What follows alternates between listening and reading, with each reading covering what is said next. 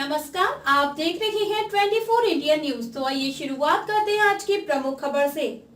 Deputy CM Keshav Prasad Maurya जनसभा अखिलेश यादव को सबसे फेलियर मुख्यमंत्री बताया। जौनपुर चंबल तारा डिप्टी सीएम केशव प्रसाद मौर्य जनसभा करने के लिए पहुंचे। भाजपा के प्रत्याशी कृपा शंकर सिंह की तरफ से केशव प्रसाद मौर्य जनसभा करने के लिए पहुंचे जौनपुर जनसभा में डिप्टी सीएम केशव प्रसाद मौर्य ने बसपा सपा के ऊपर जमकर बरसे।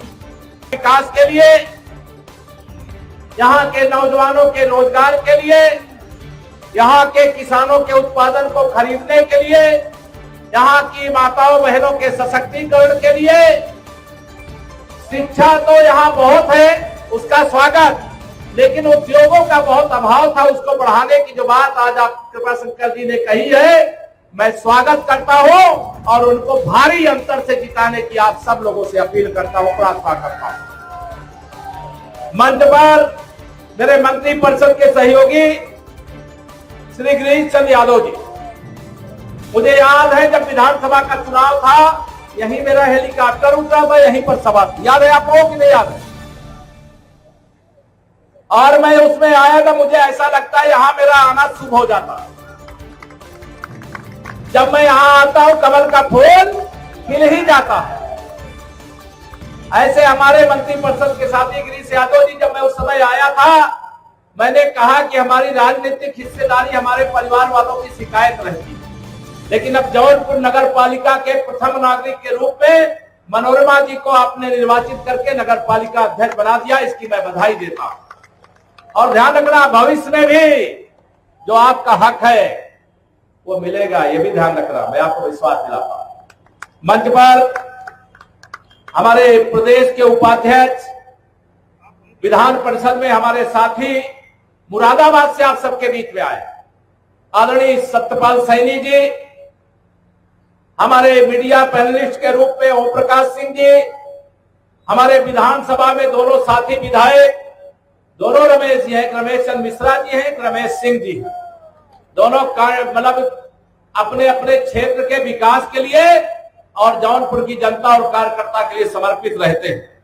हमारे जिले के अध्यक्ष के रूप में संगठन बढ़े चलो सुपंथ पर बढ़े चलो, हमारे बहुत प्रिय साथी पुष्पराज सिंह जी, हमारे मंच पर श्री धवल दबे जी, श्री रामचंद्र मिश्र जी, प्रभारी श्री अमरनाथ यादव जी, हमारे पूर्व विधायक सुरेंद्र सिंह जी, सुरेंद्र सिंघानिया जी, बाकेलाल सोनकर जी, हमारे राम सिंह मौर्य जी, बहुत पुराने साथी हैं सब, कमला प्रसाद जी, डॉक्टर राम सूरत मौर्य जी, धनई राम मौर्य जी, सब वरिष्ठ लोग हैं, बहुत पुराने लोग हैं, किसी भी परिस्थिति में जो डिगे नहीं, संतोष मौर्य जी, पृथ्वीराज मौर्य जी, रविंद्र मौर्य जी, राजेंद्र मौर्य जी, प्रेमचंद्र मौर्य जी, नीरज मौर्य जी, ममता मौर्य जी, विनीता मौर्य जी, बहुत मौर्य लोग भाई, रवि कुमार मौर्य जी, रमानाथ मौर्य जी, रामू मौर्य जी जो है प्रबंधक जी, सावित्री कठेरिया जी हमारी पूर्व विधायक है,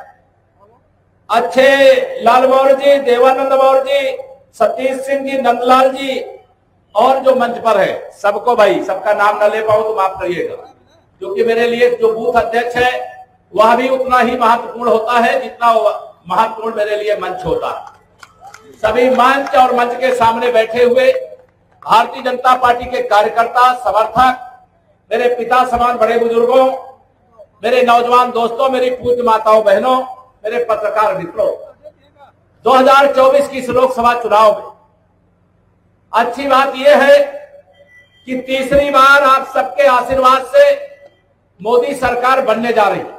बनने जा रही है कि नहीं बनने जा रही, बताओ। अब ये जौनपुर वालों को जो ताकत आपने 2022 के विधानसभा चुनाव में दिखाई थी, उससे दुगनी ताकत, उससे दुगने तिगुने वोट के अंतर से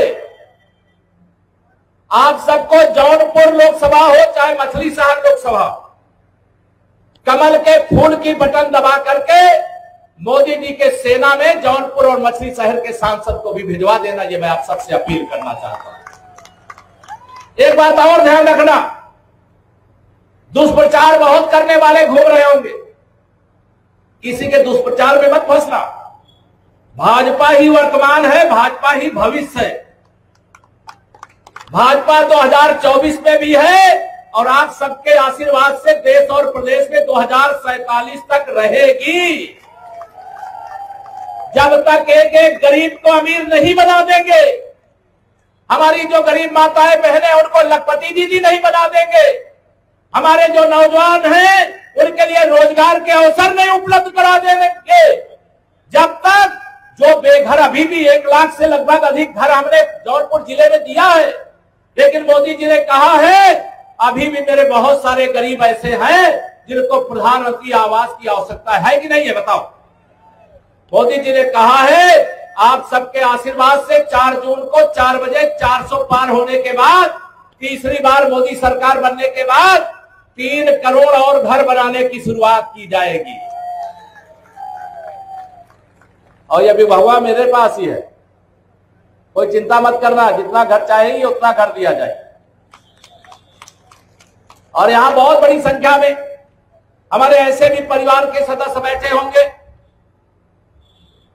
मोदी जी चूंकि गरीब मां बाप के बेटे हैं, उनके पिताजी चाय बेचते थे, उनकी माताजी दूसरों के घर में झाड़ू पोछा करती। जब कोई गरीब देश का प्रधानमंत्री बन जाए तो बहुत सारे लोगों को बर्दाश्त नहीं होता, गरीब को हटाने के लिए लग गए, वो पिछड़े वर्ग से आते उनको हटाने के लिए लग गए। आप बताओ, आप मोदी जी को प्रधानमंत्री की कुर्सी से हटाने दोगे क्या? दोनों हाथ में बताओ, हटाने दोगे क्या? मैं आप लोगों से यही यहां कहने आया हूं, जब गरीब मां बाप का बेटा देश का प्रधानमंत्री बना तब गरीबों को प्रधानमंत्री आवास मिलना शुरू हुआ। तब जिन गरीबों के घर में अंधेरा था, मोदी जी ने प्रधानमंत्री आवास की बिजली देख करके अधिकारियों को बुलाया कि मेरे गरीब के घर में अंधेरा है और प्रधानमंत्री आवास में उजाला है, ये सुनिश्चित करो देश का कोई गरीब ऐसा नहीं होना चाहिए जिसके घर में बिजली की रोशनी ना पहुंचे। बताओ, हर घर रोशनी पहुंची कि नहीं पहुंची? बताओ, पहुंची कि नहीं पहुंची? मोदी जी ने कहा मेरे प्रधानमंत्री आवास पे गैस के चूल्हे पर भोजन बनता। मेरी बहुत सारी गरीब माताएं बहनें ऐसी हैं जिनको लकड़ी और कंडे को जला करके भोजन बनाना पड़ता। बताइए, प्रधानमंत्री उज्ज्वला योजना से गैस का कनेक्शन गरीब परिवारों में उज्ज्वला योजना का मिला कि नहीं मिला? बताओ, मिला कि नहीं मिला? हम भी गरीब परिवार से निकल करके आए। बहुत सारे लोग बीमार हो जाते थे, लाखों रुपए इलाज के लिए खर्चा होगा इस डर से इलाज नहीं कराते थे और बीमारी पाले पाले मर जाते थे। लेकिन मोदी जी ने कहा अब गरीब मां बाप का बेटवा देश का प्रधानमंत्री है, अब कोई गरीब इसकी चिंता ना करे, 5 लाख रुपया तक के इलाज की सुविधा प्रधानमंत्री आयुष्मान कार्ड से मोदी जी ने देने का काम शुरू किया। अब ये विरोधियों को कैसे अच्छा लगेगा? इस देश के अंदर 80 करोड़ ऐसे लोग हैं जिनको 3 साल से ज्यादा समय हो गया प्रधानमंत्री गरीब कल्याण अन्न योजना का राशन वितरण हो रहा है कि नहीं हो रहा है? अब ये सारे जो विरोधी हैं, इनको सबको ये अच्छा नहीं लगेगा। अगर कोई बिना खाए मर जाए तो कहे मोदी जी की सरकार में भूख से मर गए, और अगर मोदी जी गरीबों का पेट भरे तो कह रहे हैं 80 करोड़ लोगों को राशन देने की क्या आवश्यकता है। वो मोदी जी हैं, वो गरीबी का दर्द जानते हैं और उस दर्द को जानने के कारण ही ये सारी व्यवस्था कर रहे हैं। और मोदी जी ने कहा है, मैं आपको बता दूं, ये 4 जून के बाद भी 5 साल तक राशन जो मिल रहा है ना, ऐसे मिलता रहेगा। अब आप सब सोचते थे कहां से मिली, कहां से मोदी जी लाई है? तो मोदी जी उनका कुछ करने की जरूरत नहीं। उन्होंने कहा है कि न खइबे न खाए देबे, और जौन गरीबन का लूट के खाए के भरे तिजोरी बड़ी बड़ी ओका निकाल के गरीबन में बांट देबे। अब इस जब छापा पड़त है तो जैसे ही आपका पूरा पांडाल भरा है ना, उबल गया है, देखिए उधर भी खड़े इधर भी खड़े सब लोग, तब उनको लग रहा है कि अगर ये छापे पड़ते रहेंगे तो जो देश को लूट करके उन्होंने इकट्ठा किया है मोदी जी सब वसूल लेंगे, वसूल करके वो देश के और गरीब के भलाई में फिर खर्च कर देंगे। बताओ अच्छा कर रहे हैं कि नहीं कर रहे हैं? दोनों हाथ उठा के बताओ अच्छा कर रहे हैं कि नहीं कर रहे हैं? अभी मोदी जी ने कहा जो 10 साल देखे हो ना, वो तो टेलर है, पूरी पिक्चर तो 4 तारीख के बाद दिखाने का काम किया जाएगा। बहुत लूटा है इन लोगों ने देश को।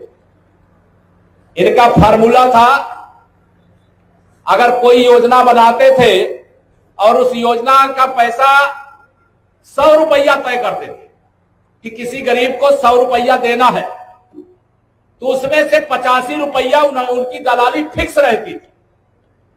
और ये केशव प्रसाद नहीं कह रहे हैं, ना नरेंद्र मोदी जी कह रहे हैं, ये श्री राहुल गांधी जी के पिता श्री राजीव गांधी जी ने संसद में खड़े होकर के कहा था कि हम दिल्ली से 1 रुपया भेजते हैं, चाहे लखनऊ से 1 रुपया भेजते हैं, जिसके पास भेजते हैं वहां 15 पैसा पहुंचता है। लेकिन मोदी जी को आपने प्रधानमंत्री बनाया, 52 करोड़ देश में खाते खोले और दिल्ली से 34 लाख करोड़ रुपया भेजे, पूरा 34 लाख करोड़ लोगों के खाते में पहुंचा। ये ईमानदार मां बाप का बेटा है, इसलिए ये पहुंचा। अब ये विरोधियों को ये लग रहा है कि अगर मोदी जी गरीबों का हित करेंगे तो गुंडों का क्या होगा, अपराधियों का क्या होगा, माफियाओं का क्या होगा। आप विश्वास रखना, उनकी अच्छे से दवाई होगी, अच्छे से ठोकाई होगी। चिंता मत करना, आप चिंता मत करना, गुंडागर्दी नहीं रहेगी, ये विश्वास दिला करके जा रहा हूं। हमारा देश, हमारा प्रदेश आप तो जाके सही रास्ते पर चला है। और ये सारे विरोधी गिरोह के लोग मिलकर के सोचते हैं मोदी जी को प्रधानमंत्री की कुर्सी से हटा देंगे। आप बताओ, आप सब अगर मोदी जी को पीएम बनाना चाहोगे वो हटा पाएंगे क्या? दोनों हाथ उठा बताओ, हटा पाएंगे क्या? उनकी औकात ही नहीं है। इसलिए मैं दावे से कहता हूं कि उत्तर प्रदेश की 80 की 80 लोकसभा सीटें भारतीय जनता पार्टी गठबंधन जीत रहा है। और जौनपुर से हमारे आदरणीय कृपा शंकर सिंह जी, दोनों हाथ उठा के आशीर्वाद दे सब लोग। ये आशीर्वाद कृपा शंकर जी और केशव प्रसाद मौर्य को नहीं है, ये आपका आशीर्वाद माननीय नरेंद्र मोदी जी को है। आप कमल का बटन दबाओगे, कृपा शंकर सिंह जी को सांसद बनाओगे, तभी मोदी जी प्रधानमंत्री बनेंगे। अब ये सारे विरोधी चाहते हैं दूध में नींबू डालना चाहते हैं, हमारे परिवार को बांटना चाहते हैं। मोदी जी नहीं होते तो ये केशव प्रसाद मौर्य लगातार दूसरी बार उत्तर प्रदेश का डिप्टी सीएम बनता क्या? बताओ, बनता क्या? लगातार दूसरी बार डिप्टी सीएम बना। और आप सबको मालूम है बगल में बिहार है, बिहार में सम्राट चंद्रगुप्त मौर्य के वंशज सम्राट चौधरी, वो भी अपने ही हैं। उनका वहां क्या बनाया? डिप्टी सीएम बनाया। बिहार प्रदेश का वो भी अध्यक्ष है। और इधर चलिए हरियाणा, दिल्ली के बगल में, वहां पर नायब सिंह सैनी जी हैं, अभी उनको भी मुख्यमंत्री वहां बना दिया। और इधर चलिए मध्य प्रदेश में, ये सैफई खानदान वाले बड़े परेशान हैं, कह रहे मध्य प्रदेश में भाजपा की सरकार बनी, वहां डॉक्टर मोहन सिंह यादव को मुख्यमंत्री बना दिया। ये भारतीय जनता पार्टी है। यहां कोई साधारण सा कार्यकर्ता बड़े से बड़े जिम्मेदारी को निर्वाह कर सकता है। अगर एक आदिवासी समाज की बेटी आदरणीय द्रौपदी मुर्मू जी को माननीय नरेंद्र मोदी जी हिंदुस्तान की राष्ट्रपति बनाने का काम कर सकते हैं, एक चाय बेचने वाले के बेटे को भारतीय जनता पार्टी देश का तीसरी बार प्रधानमंत्री बनाने जा रही है। बताओ, यहां कुछ असंभव है क्या? अब मैं अगर पूछूं श्री अखिलेश यादव जी मुझसे बड़ा नाराज रहे, मैं उनसे पूछता हूं, ये बताओ, ये पूरे उत्तर प्रदेश की 80 सीट में से कौन दूसरा यादव नहीं मिला रहा आपके परिवार के अलावा जगह लोकसभा का टिकट नहीं देते? देने क्यों को बताओ, देने? मैं ये कहते हैं हम पीडीए चलाते हैं। मैंने कहा पीडीए नहीं, तुम परिवार डेवलपमेंट अथॉरिटी चलाते हो। इनके पीडीए का केवल यही मतलब है। और जब मैं कहता हूं कि मैं तुम्हारी साइकिल को 2017 में पंचर कर चुका हूं, तो ये कहते हैं, इनके चाचा हैं एक प्रोफेसर राम गोपाल यादव जी, कहे केशव जी से हम साइकिल का पंचर बनवाएंगे। हमने कहा हम जौनपुर में जाके कहे आई बे कि इनकी साइकिल का पुर्जा खोल करके पैकिंग करा करके साइकिल को, सपा की साइकिल को सैफई में पार्सल कर दियो। कर दियो कि नहीं कर दियो? बताओ। मैं आप सब लोगों को यही कहने आया हूं। मैं ये नहीं चाहता कि इनकी गाली का जवाब आप गाली से दो, मैं भी गाली का जवाब गाली से नहीं देता। श्री अखिलेश यादव जी ने मेरे स्वर्गीय पिता के बारे में अपमान भरे शब्द सदन के अंदर कहे थे, लेकिन मैंने कहा अखिलेश जी मैं आपकी गाली का जवाब गाली से नहीं दूंगा, मैं लोगों के बीच जाकर के कहूंगा इनकी गाली का जवाब कमल का बटन दबा करके दीजिए। कृपा शंकर जी सहित उत्तर प्रदेश में भाजपा गठबंधन के जितने प्रत्याशी उनको सांसद बना करके दीजिए और माननीय नरेंद्र मोदी जी को तीसरी बार प्रधानमंत्री बना करके दीजिए। यही जवाब होगा। ये जब सत्ता नहीं रहती ना, सत्ता के बिना जैसे पानी के बिना मछली तड़पती है, वैसे ही सत्ता के बिना ये सपा बसपा कांग्रेस वाले तड़पते हैं। अब इनकी सत्ता छीन लिए तो लगता है इनकी जान निकल गई, लेकिन अगर ये गुंडागर्दी नहीं करते, भ्रष्टाचार नहीं करते, परिवारवाद नहीं करते, तो सत्ता में थे, सत्ता में रहते, इनको हटाते क्या कोई? जब सत्ता में थे कुछ याद नहीं था, सत्ता से बाहर हो गए तो सब कुछ याद आ गया, और सत्ता में आते ही फिर सब भूल जाएंगे। इनका फार्मूला क्या है? इसी उत्तर प्रदेश के अंदर मुख्यमंत्री थे बाबूजी कल्याण सिंह जी थे, जानते हो सब लोग कि नहीं जानते हो? उनकी मौत हो गई थी, सामान्य बीमारी में मृत्यु हो जाती है, कोई भी आता है जाता है। सामान्य ढंग से जो मुख्यमंत्री होते हैं उनका शव अंतिम दर्शन के लिए विधानसभा में रखा जाता है। अखिलेश यादव जी 500 मीटर दूर बैठे थे, उनको श्रद्धांजलि देने केवल इसलिए नहीं आए कि उनका जो वोट बैंक है, जिन आतंकवादियों के मुकदमे इन्होंने वापस लिए थे, जिनको दंगा करने की खुली छूट दिया था, जिन्होंने समाजवादी पार्टी की साइकिल से अतीक अहमद जैसे अपराधियों को, माफियाओं को सांसद बनाया था, वही श्री अखिलेश यादव जी जो 500 मीटर चल करके बाबूजी कल्याण सिंह को श्रद्धांजलि नहीं देने गए, वही गाजीपुर का माफिया उसको मसीहा बता करके उसकी कब्रिस्तान पे फतीहा पढ़ने के लिए गए थे कि नहीं? बताओ, गए थे कि नहीं गए? रामलला की जन्मभूमि पर मैं एक राम जन्मभूमि आंदोलन का सिपाही हूं, कार सेवक। राम जन्मभूमि आंदोलन के लिए जो राम भक्त नियत थे, श्री राम जय राम का जाप करते थे, वो रामलला का दर्शन करने जा रहे थे, उनपे गोली चली थी कि नहीं चली? बताओ। सब कुछ भूल करके श्री राम जन्मभूमि मंदिर निर्माण का जो ट्रस्ट है, उसने 22 जनवरी 2024 में उनको न्योता दिया कि आइए आप भी रामलला के प्राण प्रतिष्ठा समारोह में शामिल हो जाइए। लेकिन ना वहां राहुल जी गए, ना उनके दोस्त अखिलेश यादव गए। ये दोनों लोगों ने रामलला का निमंत्रण ठुकरा दिया। अब बताइए, जिन्होंने रामलला का निमंत्रण ठुकराया है उनको ठुकराना चाहिए कि नहीं ठुकराना चाहिए? मैं आप सबको यह अपील करने आया हूं, ये समाजवादी पार्टी ना गुंडों, अपराधियों, माफियाओं, दंगाइयों, भ्रष्टाचारियों को पैदा करने की फैक्ट्री है। ये कभी गरीब का भला नहीं चाह सकते। ये पिछड़ों दलितों के दुश्मन है। ये दंगे करा सकते हैं, जमीनों पर कब्जे करवा सकते हैं, ये मकानों पर कब्जे करवा सकते हैं। और हमें याद रखना चाहिए, जब सपा की सरकार थी उस समय जिस गाड़ी में सपा का झंडा, उस गाड़ी में बैठा गुंडा रहता था कि नहीं रहता? बताओ। जिनका खाली प्लाट हो किसी का कब्जा कर लेते थे। आप सब लोगों ने कृपा करके इनको आईसीयू में भेज दिया है। कहां भेजा है? जोर से बोलो, कहां भेजा है? आईसीयू में।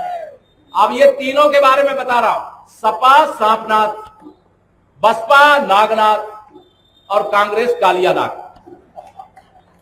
इन तीनों को अब ऑक्सीजन दोगे क्या? दोगे क्या? ध्यान रखना, अब इनको ऑक्सीजन मत देना। ये 2024 के बाद समाजवादी पार्टी समाप्तवादी पार्टी हो जाएगी। याद रखना जो मैं कह रहा हूं, इसको विश्वास रखना। और 2024 के बाद 2027 का जब विधानसभा चुनाव आएगा तब अखिलेश जी लंदन में होंगे, इनके दोस्त श्री नानी के घर में होंगे। ये भी ध्यान रखना। 2024 का यह लोकसभा चुनाव निर्णायक चुनाव, ये गरीबों के बीच में और गुंडों के बीच में, ये गरीब किसानों के बीच में, भ्रष्टाचारियों के बीच में चुनाव। यहां बहुत सारे किसान बैठे हो जिनको 2-2 हजार की सम्मान निधि आती होगी, हर 4 महीने में आती है कि नहीं आती है? अगर ये लोग सरकार में आते तो 2000 ना आते, उसका 15% 300 रुपया होता है। आप लोगों को मिलता 300 रुपया और 1700 रुपया इनके दलालों के खाते में चला जाता, तिजोरी में चला जाता। मोदी जी ने इनकी दलाली क्या बंद कर दिया, ये सब मोदी जी के दुश्मन हो गए। लेकिन उनको मालूम है 10,000 दुश्मन 140 करोड़ लोग दोस्त बन गए हैं, उनके परिवार के सदस्य बन गए हैं। मैं आप सबको आज यहां पर यही आह्वान करूंगा, किसी भी स्थिति में 2024 की लोकसभा चुनाव हमें बड़े अंतर से भाजपा का कमल खिलाना है। माननीय नरेंद्र मोदी जी ने जम्मू कश्मीर से 370 हटाया कि नहीं हटाया? बहुत बड़े बड़े काम हुए, उसका वर्णन नहीं करूंगा, देर हो गई, गर्मी बहुत है।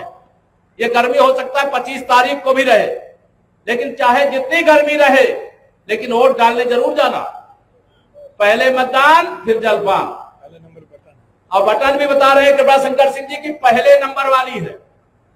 तो आप सब लोगों से मैं निवेदन करूंगा, 25 तारीख को भारी मतदान करना है और मोदी जी को तीसरी बार प्रधानमंत्री बनाने के लिए कृपा शंकर सिंह जी को जौनपुर से सांसद बनाना है। और ये ध्यान रखना, यहाँ प्रत्याशी कृपा शंकर सिंह जी नहीं, यहाँ के प्रत्याशी प्रधानमंत्री श्री नरेंद्र मोदी जी है। यहाँ के प्रत्याशी मुख्यमंत्री योगी आदित्यनाथ जी है। यहाँ का प्रत्याशी केशव प्रसाद मौर्य है। आपकी कोई भी समस्या होगी, मैं लखनऊ में भी बैठा हूं, जौनपुर बुलाओगे जौनपुर भी आऊंगा। अभी गिरीश जी एक वादा बाकी रह गया भाई, 2022 में मैंने कहा था चुनाव के बाद आऊंगा, कहा था ना, मुझे याद आ रहा। लेकिन 4 जून को 4 बजे के बाद जब रिजल्ट आ जाएगा तो पहले तो प्रधानमंत्री जी की शपथ समारोह देखा जाएगा, विजय उत्सव देखा जाएगा। लेकिन जून, जुलाई, अगस्त, सितंबर, अगर नहीं तो अक्टूबर में चाहे बुलाना, लेकिन एक बार बुलाओगे कि नहीं बुलाओगे? मुझे पता चला यहाँ जौनपुर वाले भी हैं, बदलापुर वाले भी, क्यों सब लोग हो। तो सबसे मेरी यही विनती है, क्योंकि हमारा और आपका बहुत दूर का रिश्ता नहीं है, हम प्रयागराज वाले, आप जौनपुर वाले, पड़ोसी है, एक दूसरे के सुख दुख के साथी हैं। आपकी समस्या और उसका समाधान मेरा संकल्प है। और मेरे भारतीय जनता पार्टी के जितने भी कार्यकर्ता हैं, ध्यान करके सुने भाई, मैं कृपा शंकर सिंह जी से भी कह रहा हूं, अब मेरी ये बातें नहीं है, मेरा बूथ अध्यक्ष हो, चाहे साधारण से साधारण पन्ना प्रमुख हो, और चाहे अन्य कोई पदाधिकारी हो, मेरे हर कार्यकर्ता के सम्मान का ध्यान रखना, उसकी समस्या का ध्यान रखना, सर्वोच्च प्राथमिकता पे उसका समाधान करवाने का प्रयास करना। हमारे माननीय मंत्री जी और विधायक जी और पार्टी के सभी पदाधिकारी तो कार्यकर्ताओं के साथ हैं ही, लेकिन केशव प्रसाद मौर्य पहले कार्यकर्ता है, बाद में डिप्टी सीएम है। इस बात को ध्यान में रख करके मेरी माताओं बहनों, आप सब बड़ी संख्या में आई। आप सबके बारे में बहुत सारे सपा बसपा कांग्रेस में जो हैं, हम लोगों से परिचित है, वो कहते हैं कि हम तो अपने घर में चाहे अपने अम्मा को कही, चाहे अपनी पत्नी को कही, चाहे बहन को कही, चाहे भाभी को कही, कोई सुनने को तैयार नहीं, सब कहते हैं मोदी जी को वोट देवे। सही बात है क्या? ये सही है क्या? कोई की घरवा में कोई सुनते नहीं है। और प्रधानमंत्री जी कहते हैं कि माताएं बहनें, जो देश की आधी आबादी, वो मेरी स्टार प्रचारक। सही है, ये बात सही है ना? आप सबके कंधे पर भी जिम्मेदारी है, ध्यान रखना। और मेरे नौजवानों, विकसित भारत बनाने की गारंटी अगर मोदी जी ने दिया है तो भारत विकसित राष्ट्र बनेगा। अगर ये बेईमान लोग 60 साल देश में शासन ना किए होते, भाजपा शुरू से सत्ता में होती, तो हमारा देश विकासशील नहीं, विकसित होता। हर घर में नल से जल पहुंचाने की बात ये राहुल गांधी जी सोचेंगे जो चांदी का चम्मच लेके पैदा हुए? ये अखिलेश यादव जी सोचेंगे जो सोने की थाली में भोजन करते हैं? ये गरीबों का दर्द ही नहीं जान सकते, जाके पैर न फटी में भाई, वह कहा जाने पीर पर आई। जो गरीबी में जिया ही नहीं, वो गरीबों का दर्द महसूस कर सकता है क्या? अच्छा भाषण देने से वोट नहीं मिलते। जब नेताजी मुलायम सिंह यादव जी थे तो बहुत लोग आपको वोट दे करके मुख्यमंत्री बनाए हैं, लेकिन हिंदुस्तान का सबसे असफल अगर कोई मुख्यमंत्री रहा है तो श्री अखिलेश यादव जी आप रहे हो। और 10 साल तक सुपर पीएम के रूप में श्री राहुल गांधी जी आपने देश को चलाया है। आप संविधान की बात करते हो, गांव गांव में जाकर के अफवाह फैलाते हो। आपकी ही पार्टी के प्रधानमंत्री थे श्री मनमोहन सिंह जी, उन्होंने एक अध्यादेश लाया था कि जो विधायक और सांसद के रूप में कोई अपराध करेगा और उसे 3 वर्ष की सजा होगी।